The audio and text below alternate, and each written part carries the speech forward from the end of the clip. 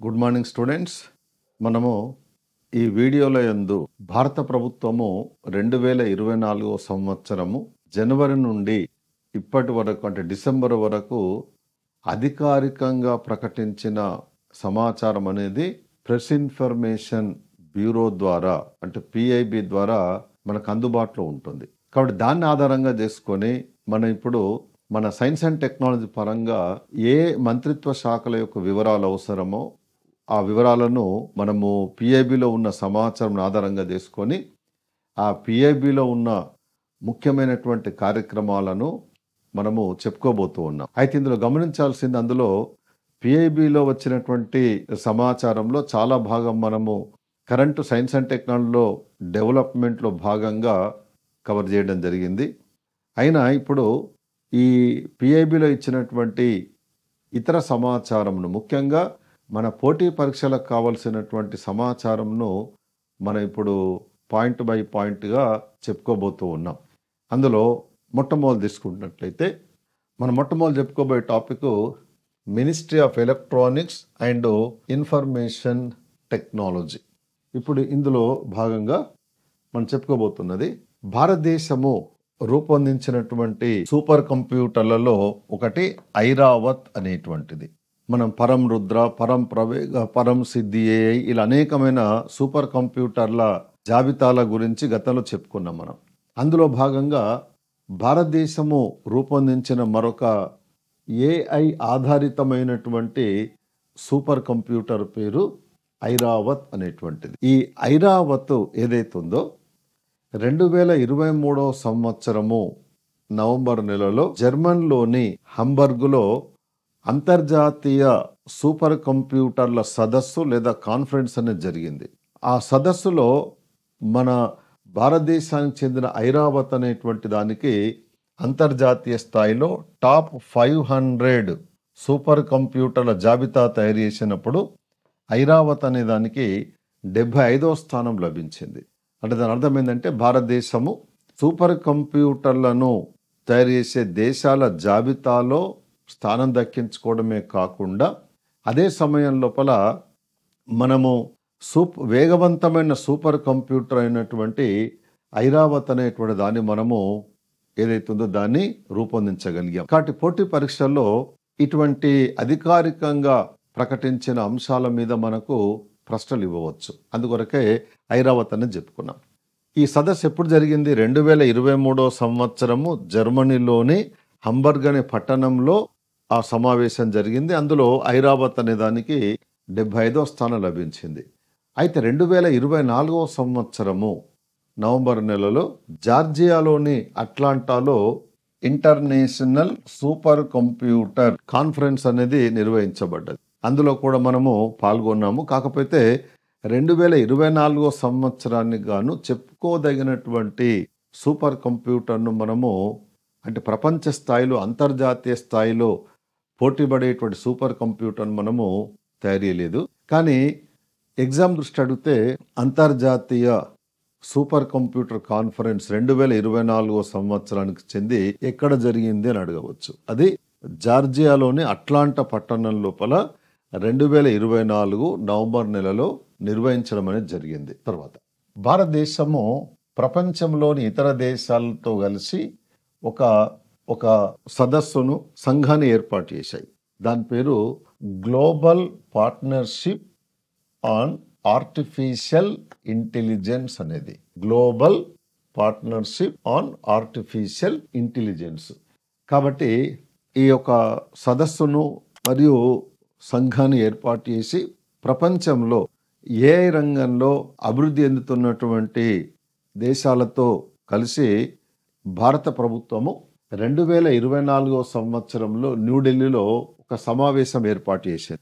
ఆ సమావేశంలో artificial intelligence అనే దాన్ని ఏ రంగంలో ఎలా వాడుకోవాలి, తర్వాత దాన్ని ఎలా సద్వినియోగం చేసుకోవాలి, ఆ ఏఐని ఎటువంటి దుర్వినియోగం చేసుకోకుండా ఏమేం జాగ్రత్తలను తీసుకోవాలి, తర్వాత భవిష్యత్తులో ఆర్టిఫిషియల్ ఇంటెలిజెన్స్ను మరింత విస్తృతంగా సామాన్యులకు ఉపయోగపడే విధంగా ఏ విధంగా అభివృద్ధి చెందించాలి అనే దాని మీద భారత ప్రభుత్వము ఇతర దేశాలతో కలిసి ఆ సమావేశంలో చర్చించడం అనేటువంటి జరిగింది. కాబట్టి ఇప్పుడు మనకు ఎగ్జామినేషన్లో ఈ బిట్ కూడా మనకు ఎక్స్పెక్ట్ చేయడానికి అవకాశం ఉంటుంది. Global partnership on artificial intelligence అని చెప్పి పిలుస్తారు. ఇది ఎగ్జామ్ దృష్ట్యా ఈ పాయింట్ కూడా మనము ఇది ఇంపార్టెంట్గానే తీసుకోవాలి. తర్వాత నెక్స్ట్ డిజిటల్ ఇండియా భాషిని అనేటువంటిది. మనము సమాచార సాంకేతిక రంగము ఐసిటి అనే టాపిక్ చెప్పేటప్పుడు ఆ రోజు మనము చెప్పుకున్నది ఏంటిది అంటే భారతదేశంలో ఆయా ప్రాంతీయ భాషల లోపల ప్రజలకు కావలసినటువంటి సమాచారం ఇవ్వడము, పౌరులకు కావలసిన సేవలు అందించాలి అనే ఉద్దేశంతో భారత ఐటీ శాఖ వారు అనేక రకాలైనటువంటి ప్రోగ్రాములను కార్యక్రమాలను ప్రారంభించి అమలు చేస్తూ ఉన్నారు. అందులో ఒకటి ఏంటిదంటే డిజిటల్ ఇండియా భాషని అని కూడా మనం కంటెంట్ చెప్పేటప్పుడు చెప్పుకున్నాం. కాబట్టి ఈ డిజిటల్ ఇండియా భాషని ద్వారా భారత ప్రభుత్వము దీన్ని నేషనల్ లాంగ్వేజ్ టెక్నాలజీ మిషన్లో భాగంగా దీన్ని భారత ప్రభుత్వము అంటే భారత ప్రధానమంత్రి గారు 2022 జూలై నెలలో ప్రారంభించారు. దీని ద్వారా ఏమవుతుంది అంటే దేశంలోని ఏ ప్రాంతం నివసిస్తున్నటువంటి పౌరుడైనా సరే తనకు కావలసిన సేవలను తన మాతృభాషలోనే తాను పొందవచ్చు. అదేవిధంగా ఆయా ప్రాంతాల్లో ఉన్న మాతృభాష యొక్క ప్రాధాన్యతను గుర్తించి దాన్ని సంరక్షించడానికి కొరకు కూడా ఈ భాషిని అనేటువంటి ప్రోగ్రాము చాలా ఉపయోగపడుతుంది. ముఖ్యంగా భారత రాజ్యాంగంలో 22వ షెడ్యూల్ కింద భారత ప్రభుత్వం గుర్తించినటువంటి అన్ని భాషలకు సంబంధించి భాష అనే ప్రోగ్రాము తన యొక్క సేవలను అందిస్తూ ఉన్నది. తర్వాత కంటెంట్ చెప్పేటప్పుడు మనం చెప్పుకున్న వాటిలో ఒకటి ఏంటిది అంటే నేషనల్ సూపర్ కంప్యూటింగ్ మిషన్ దాన్ని చెప్పుకున్నాం, దాని వివరాలు చెప్పుకున్నాము. అందులో భాగంగా భారతదేశము అనేక రకాలైన సూపర్ కంప్యూటర్ తయారు చేసిందని చెప్పుకున్నాం. మనము పరం సూపర్ కంప్యూటర్లను కానీ పరం రుద్ర, పరం ప్రవేగ, పరం బ్రహ్మ, పరం శక్తి, పరం యుక్తి, పరం సంగణక్, పరం సిద్ధి AI ఇలా అనేకమైన సూపర్ కంప్యూటర్ తయారు చేశారని చెప్పుకున్నాం. వాటన్నిటిని కూడా నేషనల్ సూపర్ కంప్యూటింగ్ మిషన్లో భాగంగా వాటిని తయారు చేయడం అనేటువంటి జరిగింది. తర్వాత నెక్స్ట్ 2వ మంత్రిత్వ శాఖ తీసుకున్నట్లయితే నూతన మరియు పునరుత్పాదక ఇంధన వనరుల మంత్రిత్వ శాఖ వార్షిక నివేదిక year end review 2024 press information bureau అంటే ministry of new and renewable energy sources ఏదైతుందో ఆ శాఖ సాధించినటువంటి విజయాల గురించి, చేపట్టిన ప్రోగ్రాములు, తర్వాత అమలు చేస్తున్న కార్యక్రమాల యొక్క వివరాలను, మనం పొందినటువంటి విజయాలను వాళ్ళు ఈ PIBలో పొందుపరచడం జరిగింది. అందులో చాలా వరకు మనము కంటెంట్లో కానీ ఆ తర్వాత current science and technology development monthly wise వీడియోలో కూడా చాలా వరకు కవర్ అయ్యాయి. అందులో మరికొన్ని ముఖ్యమైనటువంటి అంశాలను టాపిక్స్ మనం ఇక్కడ చెప్పుకోబోతూ ఉన్నాం. అందులో ఒకటి ఏంటంటే 4వ global renewable energy investment meet expo అనేటువంటి దాన్ని సెప్టెంబర్ 16 నుండి 18 వరకు 2024 సంవత్సరంలో గాంధీనగర్లో నిర్వహించింది. అంటే అక్కడ ప్రపంచవ్యాప్తముగా ఏ దేశాలైతే పునరుత్పాదక ఇంధన వనరుల రంగంలో బాగా అభివృద్ధిని సాధించాయో వాటికి సంబంధించి ఆ అభిప్రాయాలను, వాళ్ళు సాధించిన పురోగతులను చర్చించుకోవడానికి, అదేవిధంగా పునరుత్పాదక ఇంధన వనరులలో పెట్టుబడులను ఆహ్వానించడానికి సంబంధించి 4వ global renewable energy investment meet expo అనేటువంటి దీన్ని అక్కడ గాంధీనగర్ లోపల 2024 సెప్టెంబర్ 16 నుండి 18 వరకు నిర్వహించారు. అందులో భారతదేశంలో ఉన్నటువంటి చాలా రాష్ట్రాలు పాల్గొన్నాయి. భారత ప్రధానమంత్రి గారు, తర్వాత భారత ప్రభుత్వం అనేకమైనటువంటి వాళ్ళు ప్రత్యక్షంగా పరోక్షంగా పాల్గొనడం అనేటువంటి జరిగింది. కాబట్టి ఎగ్జామ్లో అడిగితే ఏది అడగవచ్చు అంటే 4వ global renewable energy investment meet and expo ఎక్కడ జరిగిందని అడగవచ్చు. అది గుజరాత్లోని గాంధీనగర్లో జరిగింది.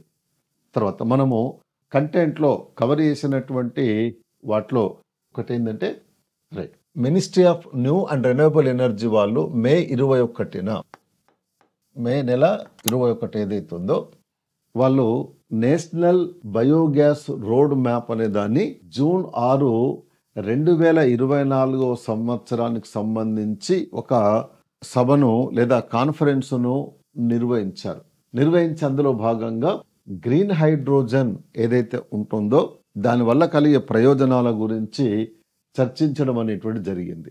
అదే సందర్భంలో ఇక్కడ జూలై 25 నాడు కార్బన్ మార్కెట్ల పైన కూడా నేషనల్ వర్క్ షాప్ను ఈ మంత్రిత్వ శాఖ వాళ్ళు నిర్వహించారు. కార్బన్ మార్కెట్ల గురించి మనము కార్బన్ క్రెడిట్ కార్డ్స్ మార్కెట్ గురించి కంటెంట్లో చెప్పుకున్నాం.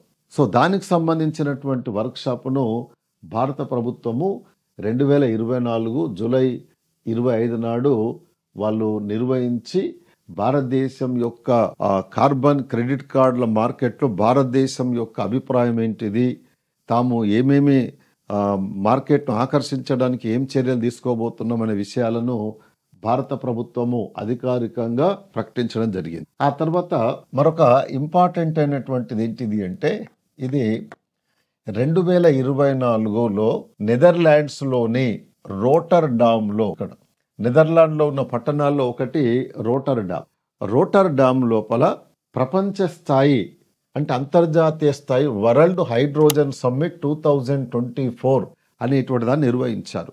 అందులో భారతదేశం పాల్గొని తాము ఈ గ్రీన్ హైడ్రోజన్ విషయంలో సాధిస్తున్నటువంటి విజయాల గురించి, చేపడుతున్న ప్రోగ్రాంల గురించి, కార్యక్రమాల గురించి అక్కడ పాల్గొన్నటువంటి ఇతర దేశాల వాళ్లకు వివరించడమే కాకుండా కొన్ని ప్రయోగాలను అక్కడ వాళ్ళకు ప్రదర్శించి చూపారు.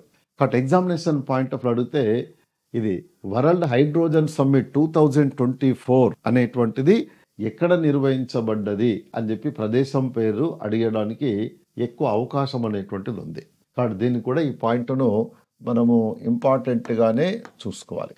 తర్వాత ఇక ఈ మంత్రిత్వ శాఖ చేపట్టిన అనేక కార్యక్రమాల గురించి కంటెంట్లో చెప్పుకున్నాం. అందులో ఒకటి ఏంటంటే పిఎం సూర్యఘర్ ఉచిత విద్యుత్ పథకము అనేది, అంటే పిఎం సూర్యఘర్ హర్ ఘర్ ముఫ్త్ బిజిలీ యోజన అనేటువంటి దాన్ని మనము గతంలో చెప్పుకున్నాం. ఈ కార్యక్రమాన్ని భారత ప్రభుత్వము 2024 ఫిబ్రవరి 13 నాడు 75,021 కోట్ల అంచనా వ్యయంతో ప్రారంభించి ఇప్పుడు భారతదేశ వ్యాప్తంగా అన్ని రాష్ట్రాలు, కేంద్రపాలిత ప్రాంతాలలో దాన్ని అమలు చేస్తూ ఉన్నది. ఇక తర్వాత తీసుకున్నట్లయితే నేషనల్ గ్రీన్ హైడ్రోజన్ మిషన్ కూడా భారత ప్రభుత్వము ప్రారంభించింది, దాన్ని అమలు చేస్తున్నది అని చెప్పుకున్నాం. కంటెంట్లో చాలా డీటెయిల్గా ఉంది అది. తర్వాత గ్రీన్ హైడ్రోజన్ ట్రాన్సిషన్ ప్రోగ్రామ్ ఏదైతే ఉందో దాన్ని ప్రస్తుతము మనం అమలు చేస్తూ ఉన్నాం. అమలు చేసి ఆ గ్రీన్ హైడ్రోజను ఏదైతే ఉందో దాన్ని ప్రస్తుతం ఉన్న శిలాజ ఇంధనాలను ఎక్కడెక్కడైతే వాడుతున్నామో వాటికి ప్రత్యామ్నాయంగా గ్రీన్ హైడ్రోజన్ ఎక్కడెక్కడ ఉపయోగించాలి అనే దాని కొరకు ప్రత్యేకమైన కార్యక్రమాలను, వ్యూహాలను రచించి అమలు చేసే కార్యక్రమాన్ని ప్రారంభించారు. తర్వాత నెక్స్ట్ గ్రీన్ హైడ్రోజన్ 2వ అంతర్జాతీయ సమావేశం, international conference on green hydrogen 2024. దీన్ని ఈ అంతర్జాతీయ గ్రీన్ హైడ్రోజన్ సదస్సును న్యూఢిల్లీలో ఉన్నటువంటి భారత్ మండపం అనేటువంటి హాల్లో 2024 సెప్టెంబర్ 11 నుండి 13 వరకు భారతదేశం నిర్వహించింది. భారతదేశమే ఆతిథ్యాన్ని ఇచ్చింది. అందులో అనేక మంది, ఆ సదస్సులో అనేక దేశాల వాళ్ళు కూడా అందులో పాల్గొనడం అనేటువంటి జరిగింది.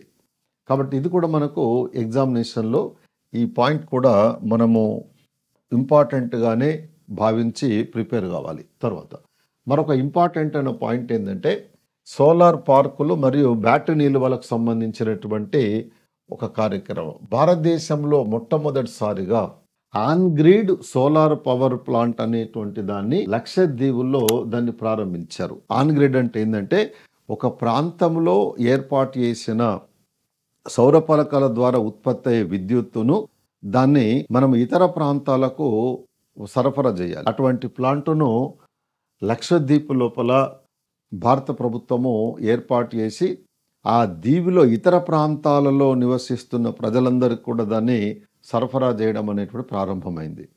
కాబట్టి ఆ పాయింట్ ఆఫ్ వ్యూలో తీసుకుంటే ఇది మనము ఎక్స్పెక్ట్ చేయవచ్చు. తర్వాత ఇక వాయుశక్తి అంటే విండ్ ఎనర్జీ.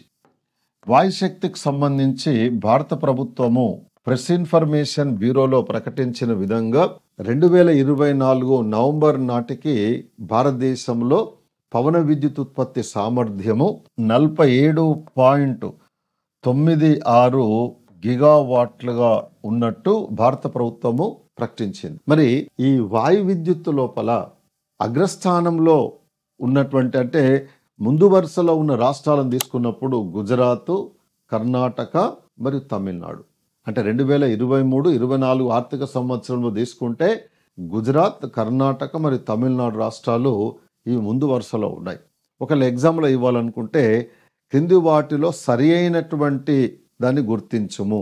లేక 2023-24 సంవత్సరంలో భారతదేశంలో వాయు విద్యుత్ ఉత్పత్తి లోపల ముందు వరుసలో లేనటువంటి రాష్ట్రం పేరేంటి అని అడగవచ్చు. అలా పాజిటివ్గా కానీ నెగిటివ్గా కానీ అడగవచ్చు. అలా ముందు వరుసలో ఉన్నది గుజరాత్, కర్ణాటక మరియు తమిళనాడు రాష్ట్రాలు. తర్వాత నెక్స్ట్ హాఫ్ షోర్ విండ్ ఎనర్జీ అంటే సముద్ర ఉపరితలం మీద నిర్మించేటువంటి వాయు విద్యుత్ కేంద్రాలు. అలాంటి వాయు విద్యుత్ కేంద్రాలను రెండింటినీ కూడా ఏర్పాటు చేయాలని చెప్పి భారత ప్రభుత్వము భావించి నిర్ణయించుకొని ఒకదాన్ని తమిళనాడు తీరంలో మరొకదాన్ని గుజరాత్ తీరంలో ఏర్పాటు చేయడానికి భారత ప్రభుత్వము కార్యక్రమాలను చేపట్టింది.